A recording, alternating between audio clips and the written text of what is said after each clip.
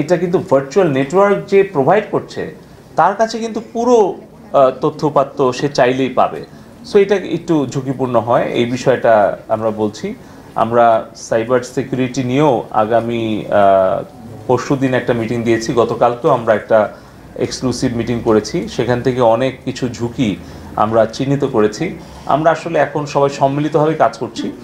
তো এই মুহূর্তে আমি নির্দিষ্ট কোনো অ্যাপ্লিকেশনের কথা বলছি না, এটা আমাদের আইন শৃঙ্খলা রক্ষাকারী বাহিনী, গোয়েন্দা সংস্থা তাদের তাদের নির্দেশনা পরামর্শক্রমেই আমরা প্রযুক্তিগত সহায়তা দিচ্ছি। ফলে তাদের যখন যেখানে যে ধরনের সহযোগিতা প্রয়োজন হচ্ছে আমরা একসাথেই কাজ করছি সেখানে তাদেরকে সেই সহযোগিতা দেওয়ার জন্য।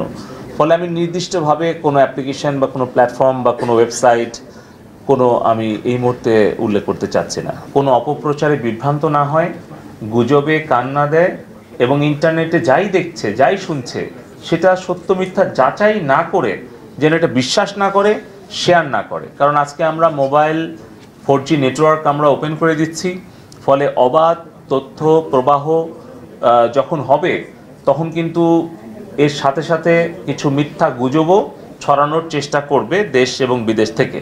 তো আমি আমাদের গণমাধ্যমের সাংবাদিক ভাই বোনদের মাধ্যমে আমি সকল ইন্টারনেট ব্যবহারকারী দেশের সকল জনগণকে অনুরোধ করতে চাই যে আপনারা সত্য মিথ্যা যাচাই আগে, ইন্টারনেটে শেয়ার পরে, এই নীতিতে আমরা সকলে যদি চলি এবং যাই কিছু আমরা দেখি না কেন